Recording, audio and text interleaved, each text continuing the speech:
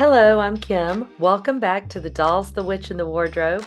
Today we have a very special guest, Isabel Anderson, an incredibly talented artist and doll maker known for her enchanting vinyl collectible Rune, the Little Witch. Thank you for joining us today, Isabel. Thanks, Kim. Thank you for having me. It is so great to have you here, so great to be able to pick your brain and sort of nerd out about dolls. I do have the first question I have is, did you collect dolls as a kid? And if so, which one was your favorite? I was thinking about this. I think my obsession started with my mom's vintage Barbies that were my grandma's, and that was Midge. She wasn't allowed to have Barbie because she was like too sexy, but Midge was good. So that's probably why I love Midge to this day. But then I got a tiny bit older, and my first big doll moment was Felicity, the American Girl doll. So she was sort of, I think, my ultimate gateway. And the American Girl dolls were all kind of my favorites. I think Addie was maybe one of my absolute favorites of all time. My best friend and I would read all the books. So that's probably where my true obsession began, because all the clothes too. It's like all about the accessories. Right. It is for Yeah. me as And the well. story. It's like the story of the American Girl dolls. I think that was something that was sort of a little bit lacking for me with Barbie, even though I've loved Barbie since day one and never looked back. But I think American Girl dolls really got me as a little girl, because I could read the books and connect her accessories with, with the doll. And yeah. That's true. I mean, that's one thing I love about American Girl as well, is they do come with that backstory. And Barbie, it was more about how you, I think, Yeah. made the story, right? Yeah, exactly. You're kind of just a blank slate for you to project on, which is its own kind of beautiful thing. Well, that's really, really cool, and that makes me want to ask you, so what made you decide that you wanted to start making your own dolls? I've always loved dolls. I kind of thought I would grow out of them. I kept kind of going back to them in sort of unofficial ways. I made little paper dolls for my, like paper clay dolls for my undergraduate art thesis. But then I still wasn't really thinking about it. I then went to graduate school for the game design, and I ended up making dolls for my thesis.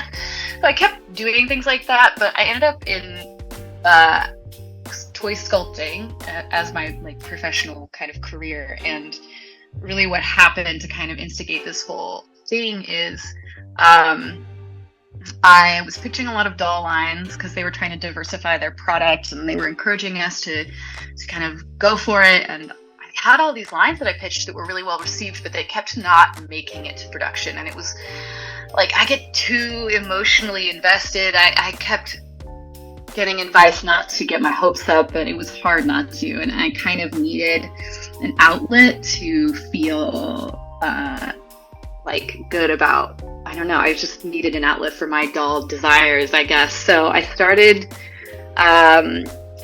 really learning about ball jointed dolls, because I was always into vinyl. I think even American Girl is vinyl, and I had Madame Alexander vinyl and Tonner growing up. As far as approaching it as an individual, I started learning about the resin casting being kind of more approachable. I already knew at that point from my own graduate level thesis that I could not cast in resin. I was really not naturally good at it, and it takes years to kind of get really good. So through a friend of mine who I met and was sort of my doll mentor, that's Joshua McKinney, who has Pigeon Doll. I met him at a doll convention in Seattle, and I used my toy sculpting and like some of those skills to be like, hey, like, you want to be my friend? And he kind of took me under his wing and gave me a lot of advice in the beginning on how to get things moving and how to, how to find a caster and how to sort of start that. But I knew already how to 3D print and export all my files, so I kind of knew how to prototype, so that was good. So anyway, that's a very long way of telling you that I started when I was at that company, just kind of as an outlet. And it was also because my specialty at work was articulating action figures. So those are all kind of mechanical joints that rely on kind of the give of the plastic, and I was sort of experimenting with certain ways to like print out a kind of 5 points of articulation action figure on my own, but dolls are much more satisfying to me. I like changing the clothes. So that was sort of a new experiment for me to embark on. It was like trying to really make joints that made sense to me, that were coming from my own perspective and my own experience, having done all these joints for work.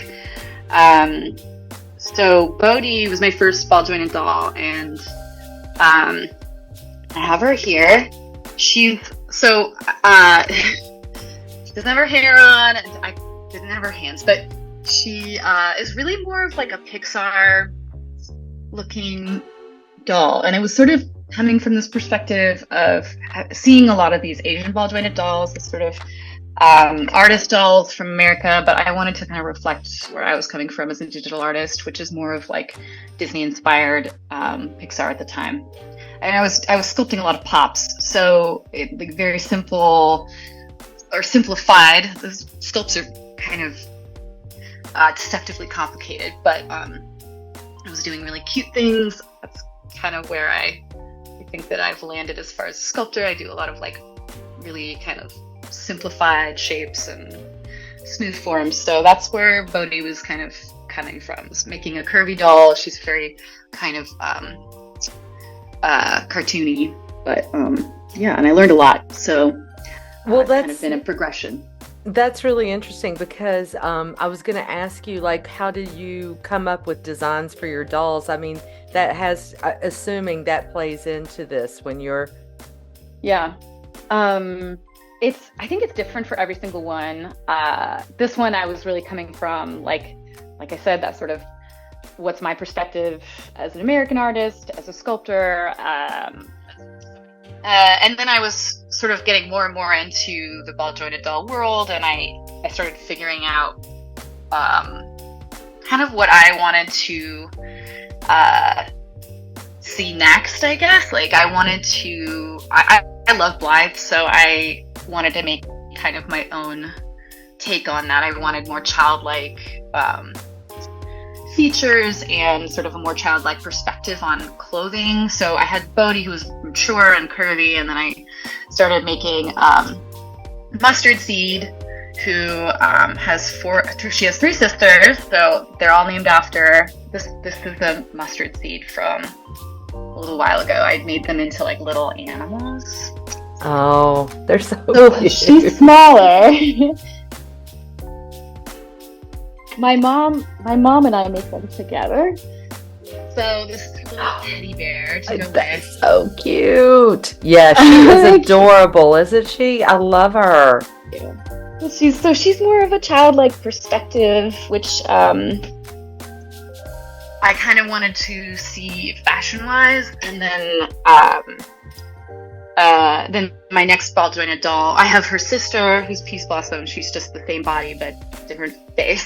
I love her. And I'm still kind of, thank you. I'm still going with, my mom made these pants. I think they're so cool. She her hair is needs... so cute. I love those.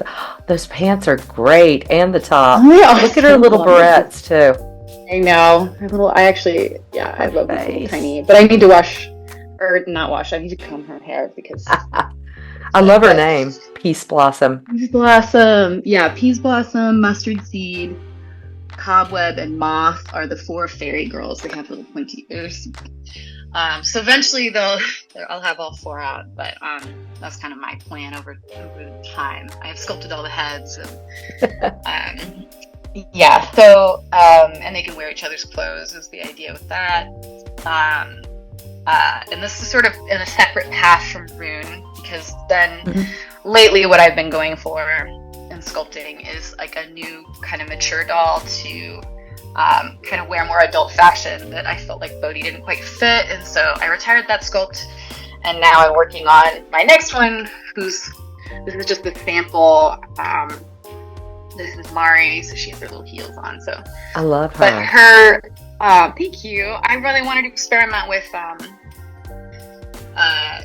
articulation again. So this is something that like I'm always kind of interested in. So I was working a lot with like kind of swivels, and I've improved her slightly for the next sample, but she has this like twist in her waist that's not just the ball. Anyway, it's been really fun to sort of see her how head. I can get sort of a different.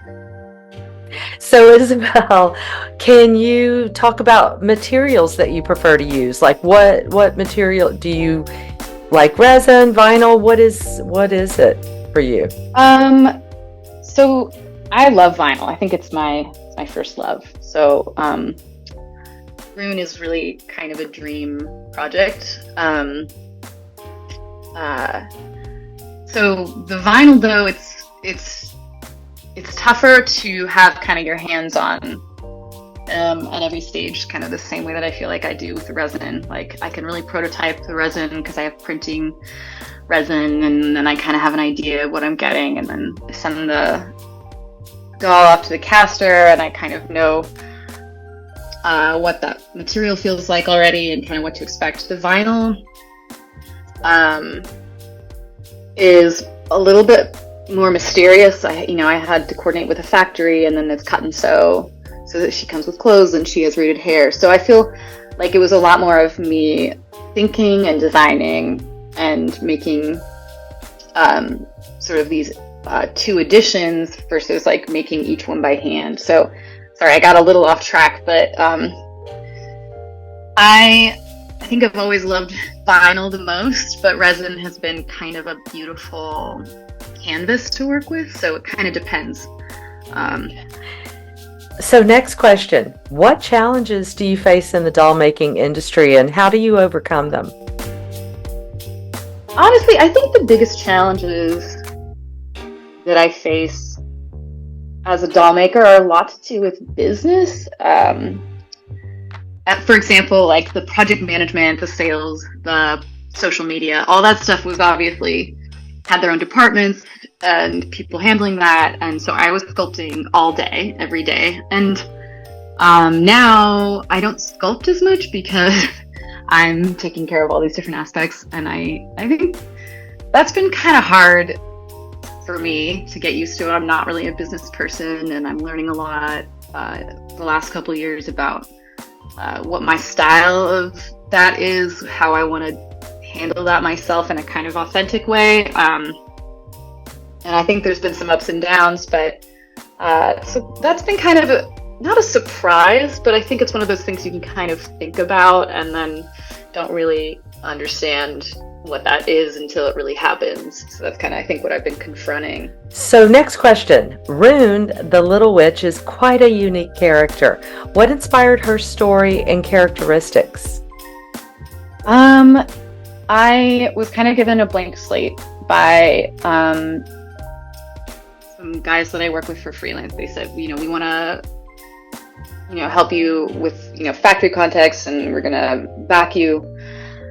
Just do whatever you want, which is sort of dream scenario, but also really overwhelming.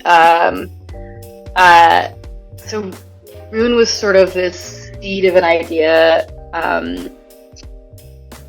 through various pitches and everything. Things that I kind of responded to or couldn't really pitch. I kind of loved the witchiness, but it's not really quite corporate approved, and so it was like kind of ideas like that I had that I kind of started putting together based on also like my own interests. I really love urban fantasy, so I thought, well, what's my dream kind of scenario? And I was thinking a lot about rebel teen Buffy vibes and listening to a lot of Billie Eilish. So I think it's some of those things kind of coming together for a character that sort of spoke to me on that level of, I don't know, kind of grumpy teen girl vibes. I love witches, though. I thought I would just try and I don't know, let that come out a little bit, since it was sort of a blank slate project. So yeah. Well, I love her. I mean, thank you. I'm all about the witchy. So I know, me too. I love witchy stuff. So next question. Do you have a specific audience or community in mind when you create your dolls? I guess what I would say is like all of my dolls, despite being very different, the customer base that I have and the people that I've met have been just incredible. And it is sort of like a variety of kinds of people. So I guess so far having a specific audience has been a little bit how do I describe this? It's been a little elusive to me to like figure out exactly who that our audience is, and that's a big part of marketing and what I've been learning about. But I will say that like what I found through the years of selling my dolls and all these different dolls is that everybody has been really kind and really generous. And so I guess I've sort of found my audience in this sort of very kind base of humans who also love to look at dolls and think of little stories and kind of have that in their minds. I don't know. So I feel like connected in a way that I don't think I've gotten before. Like even toy collecting, which I've done too, and I was in that world professionally. And people might differ on this opinion, but I feel like it's still very male dominated, and the toys themselves are also, like, as far as artists, more male dominated. I think we have more of a kind of queer friendly crowd and sort of a lot more women or female identifying people. So I think that group of sort of self-selecting individuals that we have, it's really made me feel like I'm part of a community that I can really feel comfortable in. I can be myself, and yeah, it's cool. It's definitely kind of a crazy world. It is, but you know what? Everything you're saying, I agree. Totally resonates. I love the diversity of the doll community. It's and the kindness and the genuineness and just the creativity is, yeah.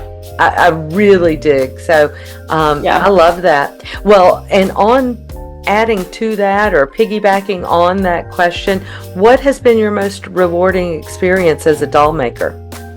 That it's because the people are so great that when I sell my dolls, it's been like the biggest bonus is the people that I've met. So connecting with people through my work has been the most kind of surprising reward that's just been beyond what I think I would have thought that I wanted. Because I'm very shy. I don't like to put myself out there, and I'm talking to new people is hard, but I've found this sort of unique joy in this selling component, just because I get to connect with people on that level. So even though it's really hard for me as an ADHD, got a lot of stuff going on in my brain person, I have found that I keep going for it. I keep working on the business component because it's about the connections that I've been able to make with people who like my work. So it's kind of this common point of understanding already, and then I get to meet new people. I don't know. It's been just kind of an unexpected favorite part, I guess. I love that. So looking to the future, are there any new projects or directions that you're excited about exploring? So I have my new resin fashion doll, who's kind of a pinup style. She'll be kind of in the resin ball jointed doll world. But as far as Rune and vinyl, I've been thinking a lot about it since Rune came out. So we didn't have it in the budget to produce Bub to go with her, and so I've been working on my Bub, her cat. I've been working on the base so that I could have different versions of Bub available on my website that would be like kind of little 3D printed resin and like hand painted. I've been working on new shoes to order, so I have her little 3D printed shoes, but I want to make another pair for her. And then what I'm working on right now with my website is I was testing out a print order company that does 3D printing to kind of take that off of my plate so that it could be just sort of something that I could know was available all the time and not just based on like, do I have time to print?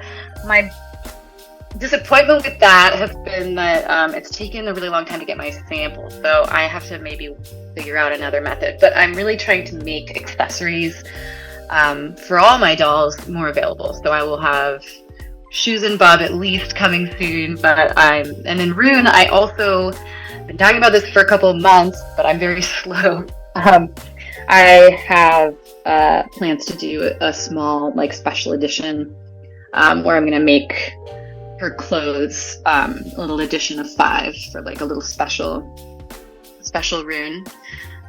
She'll come with Bob and like a little witch hat and kind of a more unique outfit. So that'll be fun. I'm really looking forward to that. I'm so excited. So, Isabel, it's been so wonderful talking with you today. Thank you so much for sharing your passion and insights with us. Also, where can people reach out and contact you? What is your website? Thanks, Kim. My website is glowmoondoll.com. And my name is Isabel Anderson, which on Instagram it's IAMIBO. Ibo was what I called myself as a little kid because I couldn't pronounce my own name, so that's why. Well, I'll also put that information in the description box below. So thank you, Isabel, so much for stopping by today, sharing your insights and your passions. We're so excited about what you've got coming up. I am so excited to get more clothes for Rune, and I hope you have a great day, and I hope to talk to you again soon. Thank you so much, Kim. You're the best. Take care. Bye. Bye.